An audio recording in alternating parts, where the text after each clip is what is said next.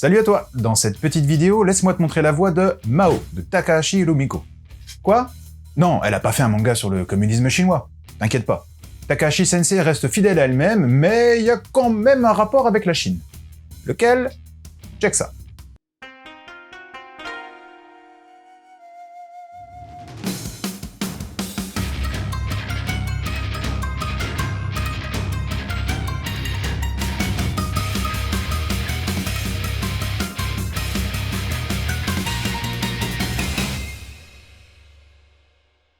Nanako est une élève en dernière année de collège. Elle habite à Tokyo avec son grand-père et une servante assez particulière.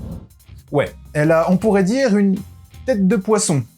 Comme n'importe quelle autre fille de son âge, Nanako va au collège, suit les cours, papote avec ses copines, normal. Mais te fais pas avoir, non. Elle est pas comme les autres. Elle est capable d'entendre des bruits chelous qui courent dans une galerie commerçante tout à fait normale. Mais en fait non. Elle a rien de normal et Nanako s'en rend vite compte en se retrouvant à une époque en y entrant. Bon, elle se retrouve au Japon, mais pas le Japon contemporain. Ouais, à peine arrivée, elle se fait attaquer par une menthe religieuse géante qui crève au contact de son sang comme si c'était de l'acide. Blessée pendant le combat, Nanako est soignée par un jeune homme appelé Mao, qui semble assez énigmatique et plutôt froid. Déstabilisée par ce qui vient de se produire et par les mots étranges de Mao, Nanako rentre dans son monde, mais elle revient avec lui. Bizarre. Et c'est là qu'elle découvre que Mao est un maître Onmyo, et qu'il est à la recherche de l'esprit maléfique qui l'avait maudit. Mais leur rencontre ne semble pas être le fruit du hasard. Pourquoi? Parce que le sang de Mao produit chez les yokai les mêmes effets que celui de Nanako. Ouais, ça devient vraiment chelou. Déjà, c'est quoi ce portail entre les deux mondes? Ensuite, c'est quoi ce... Non, je vais pas trop te parler de la suite. Crois-moi, c'est pas la seule question pour laquelle tu voudras absolument une réponse.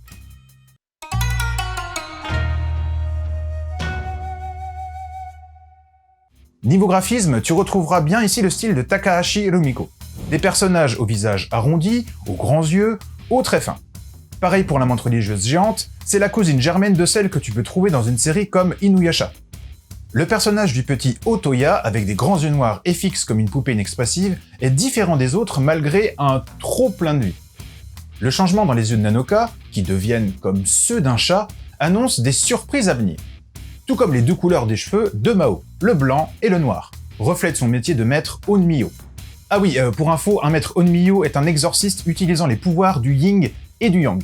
Désolé, on peut pas être partout en même temps, hein. Pour ce qui est des décors, on pourrait généraliser en disant qu'ils sont soignés. Et amuse-toi bien, surtout avec le décalage entre les deux époques. Il s'agit de la période Taisho, où les très modernes, véhicules, éclairage, café, cohabitent avec les pousse-pousse, les maisons en bois et les pompes à eau dans les rues. C'est ça, le Tokyo des années 20. Tu t'attendais à quoi? Eh non, la capitale n'a pas toujours été la mégalopole pleine de gratte-ciel que tu peux voir aujourd'hui, hein. Pour ce qui est des cases, même si prédomine celle au découpage régulier, il y a certains moments où le découpage en biais est aussi présent. L'alternance des tailles, quant à elle, sert au rythme du récit. Tu trouveras aussi des personnages qui sortent des cases ou se superposent pour mieux te montrer certains sentiments. Souvenirs, colère, etc. Pour montrer que le temps passe, tu trouveras des cases blanches, ou pleines de brouillard. Des inserts, des cases plus petites à l'intérieur des cases, sont aussi là pour donner du rythme et retranscrire les mouvements et les actions. Dans les cases, la diversité des perspectives et des bulles est aussi de la partie pour donner du rythme à la narration. Et comme souvent, il y en a pour tous les goûts. D'ailleurs, pour te mettre dans le cœur de l'action, les personnages fixent parfois un point de fuite où se trouve le lecteur. Toi quoi. Pour ce qui est des onomatopées, elles sont en japonais avec la traduction en français. Cette série a commencé à être publiée au Japon en 2019 par Shogakukan, et le premier volume vient d'apparaître en France chez Glénat, qui avait déjà publié d'autres titres de la mangaka comme Inuyasha ou Ranma &Mi. Rien que ça.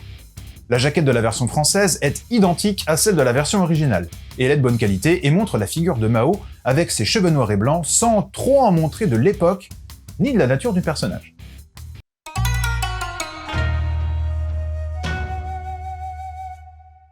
Voici le petit dernier de la prolifique Takahashi Rumiko, la reine du shonen. Que dire d'elle? Née en 57 à Niigata, sur l'île d'Hokkaido, elle est devenue l'une des mangakas les plus célèbres au Japon et l'une des mieux payées aussi. Ce qui est plutôt rare. Ouais, elle serait l'une des plus riches du milieu. Même si elle a touché à plusieurs genres, l'une des caractéristiques de ces séries, c'est qu'elles suivent plus ou moins la même structure que les shonen. Truc de bonhomme quoi, tu vois.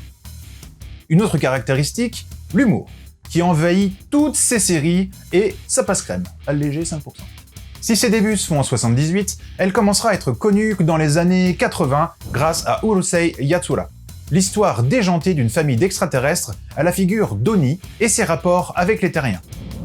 Après viendront Maison Ikoku, Ranma 1,5, Inuyasha, Rinne, pour ne citer que les titres les plus connus. Leader des ventes, ces mangas se sont vus adaptés en animé, jeux vidéo, dorama TV et même pour certains en film live action. Sans compter les figurines et autres produits dérivés. Takahashi Style.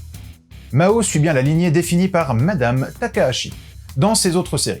Un portail qui permet de passer du monde normal au monde surnaturel, des yokai à vaincre, des malédictions, des personnages énigmatiques et attachants en même temps. Du déjà vu ? Oui et non. Mais dans tous les cas, ça marche. Surtout si tu aimes les histoires mélangeant des éléments fantastiques issus de la tradition japonaise. Bon, c'est aussi de la tradition chinoise parce que Mao est un maître Onmyo, un exorciste utilisant les forces du yin et du yang, si je dois te le rappeler. La forte personnalité de Nanako sert pour équilibrer la réserve et la froideur de Mao, tandis que le petit Otoya semble être là pour rapprocher ces deux personnalités presque antagonistes. Une idée intéressante, c'est la période choisie comme monde parallèle. En effet, l'époque Taisho, les années 20, est une époque de modernisation. Pas trop éloignée temporellement du monde contemporain. Mais par les attitudes et la façon de penser, elle est encore proche de Meiji et d'Edo, bien avant. Le côté rétro d'un Japon qui est plus traditionnel mais pas encore moderne est sympa. Un entre-deux favorable au développement d'un récit sur des êtres surnaturels.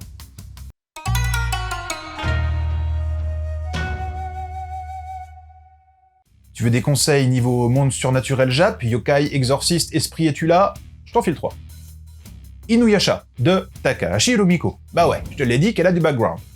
Une équipe improbable composée d'une collégienne de nos jours, un demi-démon, un moine maudit, une chasseuse de démons et un petit renard partent à la recherche des fragments permettant de rétablir la perle des 4 âmes. Kanen, Dishimura, Hitoshi et Futatsu Do, un autre duo improbable et attachant. Et pour plus d'infos, Yamangado.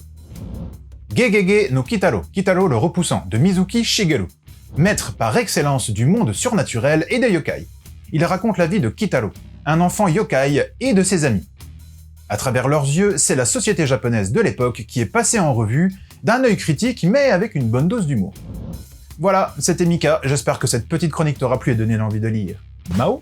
Je te laisse, j'ai encore 2-3 yokai sur mon bingo book à aller buter, en plus j'ai mes flingues à aller faire affûter par un démon de l'ère mi-Sengoku, mi-Vegeta, et surtout, continue de suivre la voie du manga.